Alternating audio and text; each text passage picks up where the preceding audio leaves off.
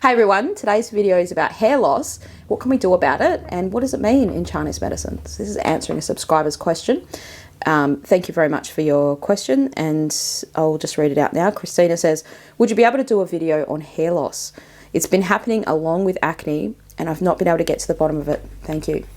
So this is a really good question because there's actually two main ideas about how hair could be lost in Chinese medicine. One of those is what we call blood deficiency and possibly like a kidney deficiency kind of pattern. And in TCM, that's the most common thing. So traditional Chinese medicine, which is the most common style of practicing Chinese medicine. They tend to think of it like, well, there's not enough blood to nourish the hair follicle, like the hair follicles, and so the hair falls out. Now, shock and fear affect the kidney energy in Chinese medicine. So you can understand how this kind of, where this is going. Because sometimes what can happen is people have an extremely stressful event happen in their life and their hair just suddenly falls out, right? Like literally they had full head of hair and then it's gone very thin very quickly. And so that might be this idea in Chinese medicine that shock or fear has kind of scattered the qi. That's what they say. So if you think about your kidney essence, one of the analogies I often use in my class is like, if I had $100 to give you and I gave it to you in coins, you'd be able to keep it more safer if I gave it to you in a little bag. So let's say I gave you a little bag of coins and you've got your little bag of coins and there's $100 in there. If I come along and I just pump the bag up and the coins scatter everywhere, you still got $100, but it's very hard to find those coins. And you're kind of spending a lot of energy sort of running around the garden trying to find all these little coins to put back in the bag to, you know, and that's kind of what happens with your kidney energy in that way when you have a shock, like an unexpected shock. So this could be like a death or, you know, in the family, or someone close to you that passes away that you weren't expecting. That's different to something if you were expecting it. Like you were like, oh, so-and-so's sick and you've got time to prepare yourself. It's still equally as sad. It's just a tragic thing, but it's different on your body if you weren't expecting something. You know, something that you weren't expecting to happen that came out of nowhere. Even, you know, like you lose your job and you thought everything was fine. And then one day your boss comes in and says, look, we can't keep you on anymore. And you had no idea the company wasn't doing well or, you know, or you thought, you know, whatever, like it was just a shock. It came out of nowhere. So that's a different thing to something you could prepare for and slowly kind of erodes away at you. Both of those things can cause hair loss, like those kinds of stresses can. In TCM, they would say the shock one would be more that kidney essence issue, and the other one would be more like, well, it's depleted your kidney energy slowly or depleted blood. And so if you had symptoms of blood deficiency, which is things like not great skin, dry skin, maybe a very pale kind of tongue, like your pulse would have a particular kind of pulse, so maybe like very deep and thin, like a much deeper, you know, weaker kind of pulse versus a stronger, more robust pulse, just to be very, you know, non-specific about it. Like, because obviously watching this, you're not a doctor yourself, you're just an interested person. So it'll make it too complicated. But people with blood deficiency can often have difficulties with their menstrual cycle, or they've had a lot of kids, or they've had some trauma in their childbirth, or just those kinds of things that have drained their body, heavy periods, stuff like that, things that have caused you to lose blood, maybe surgery, something like that. So that's one way of thinking about it, like the TCM way, have those two ideas. Now the difficulty comes from the stress one, right? When you have this shock or this stress, the way that it's treated in Chinese herbs for that kind of problem is a lot different to how we would treat it in a classical Chinese herb sense. So the way we think about hair loss often, not always, it still could be a blood deficiency pattern, but quite often what happens is your body's yang, which is like where you've yin and yang. Yang is the day, yang is the activity, yang is the fire, yang is the movement, the function of things, right? So your body has to keep that in in check. It can't just be roaming around, you know, willy-nilly everywhere, getting wasted, right? And so when you get deficient, this is from a classical Chinese medicine perspective, what we think is that your body's yang isn't able to be properly contained. and because it's not properly contained, you're kind of wasting it, and it's kind of tends to float upwards. So sometimes people get headaches, right? And this would be a flaring of their own body's yang. And it's the same kind of your own body's yang that can actually cause your head to get hot, like your actual scalp is getting too hot, and the hair falls out. Now, a big difference in these two types of patterns would be how people's hands feel. So if people are losing a lot of yang and they're they've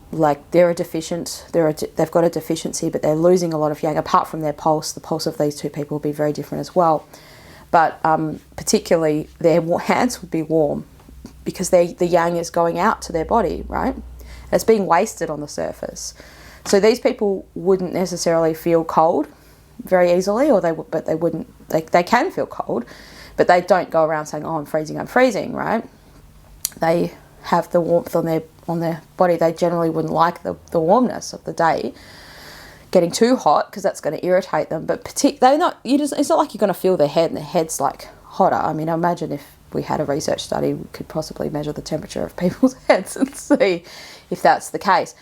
But if you're a blood deficiency type of person, like that's your pattern, you would tend to, not always, but if it's functional kind of blood deficiency, you tend to have colder hands, not warm hands, certainly not warm, sweaty hands.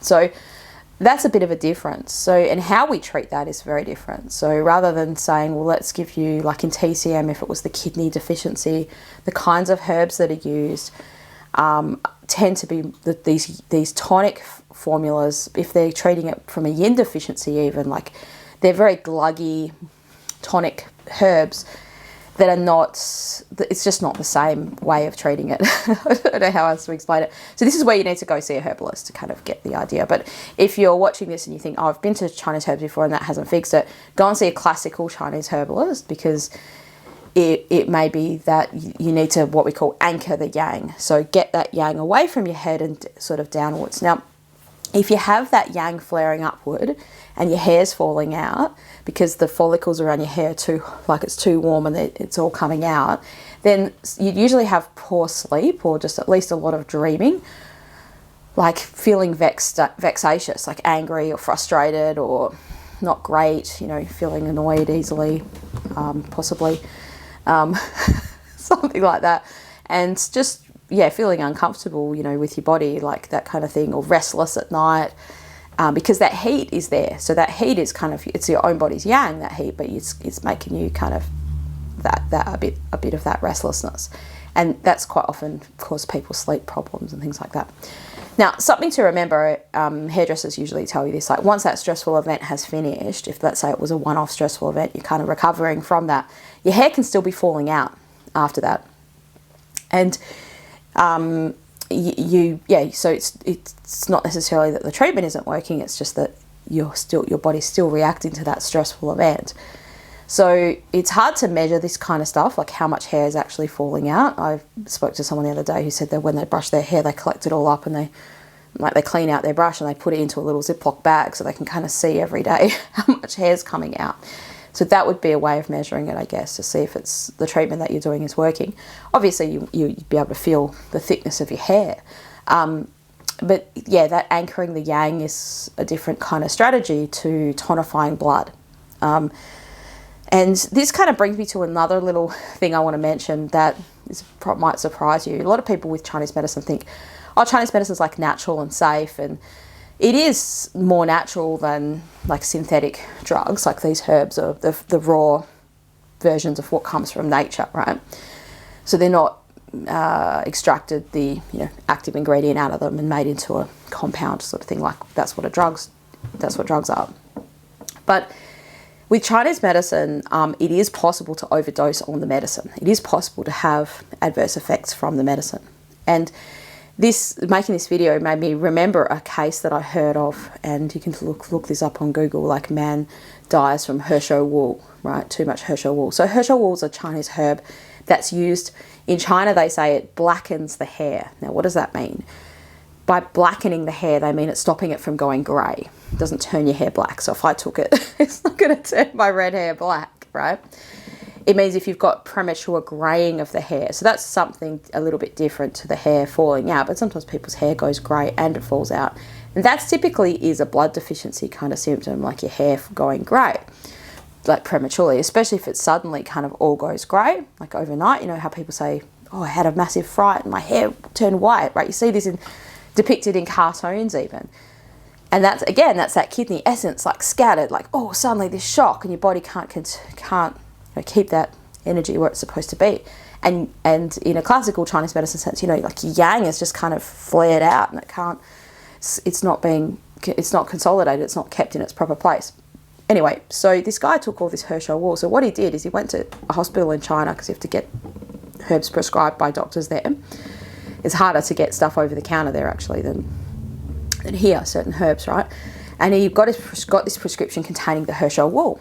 And in this article it says which is really sad, he wanted to make his hair look good because he was trying to get a better job. And yeah, he took the Herschel wool, and then he's like, oh, I want more of it. This isn't working quick enough. So he went to another hospital, didn't tell them what he was already taking, got another prescription for it. So he's taken 2 prescriptions. Apparently he was like washing his hair with the Herschel wool shampoo and all this kind of stuff, because there's a lot of these sort of things you can get over the counter in China, right? So in mainland China, like herbs are pop, you know. So he was basically washing his hair with this stuff. He was drinking 2 lots of the prescription, and he overdosed and he died. He overburdened his liver and kidneys. So the moral of the story there is don't rush around to lots of herbalists and not tell them what you're taking, but also be aware that, you know, this stuff takes time and it's not a quick fix. And this guy was like, oh, I'm going to get another prescription because it's not working quick enough, and, you know, I want this quick fix.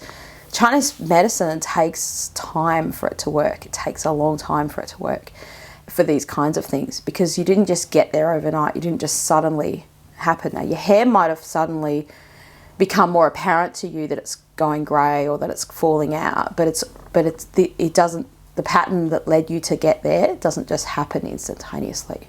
So yeah, my advice would be to remember that Chinese medicine, just because it's natural doesn't mean that it's safe. So don't go running around to try to get over-the-counter stuff. Be careful about that. Even if you're not watching this video about your hair, like, this is a good warning to remember that kind of stuff.